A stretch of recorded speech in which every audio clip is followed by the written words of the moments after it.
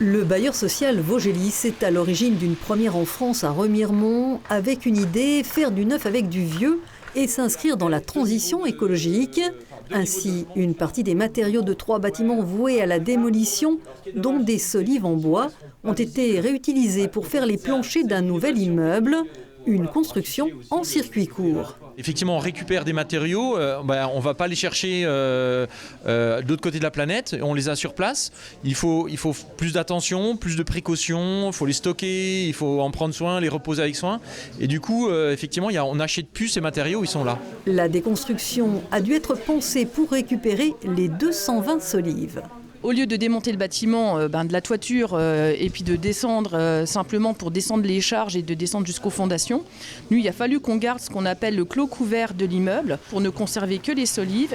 Autre contrainte, construire en zone à risque sismique et donc vérifier la résistance de poutres centenaires.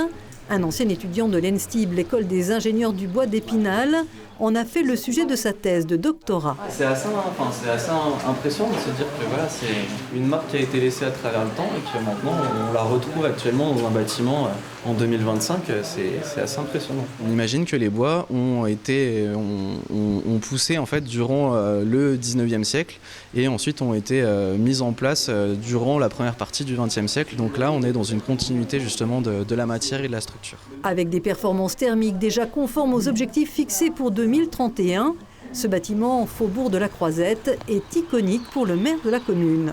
Le quartier du Champ-de-Mars, c'est un quartier qui se transforme profondément, puisque nous venons d'inaugurer la maison médicale il y a quelques semaines de cela. On passe d'un quartier un peu du XXe siècle à un vrai quartier du XXIe siècle. On va essayer avec ce bâtiment d'essayer d'avoir un retour d'expérience en disant voilà, est-ce que économiquement c'est possible ?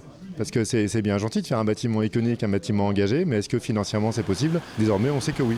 Ce programme immobilier, résultat d'une chaîne de compétences, verra au printemps 2026 la réalisation de 24 logements adaptés aux seniors et hébergera en rez-de-chaussée une agence Vaugelis, coût du projet 6 millions d'euros.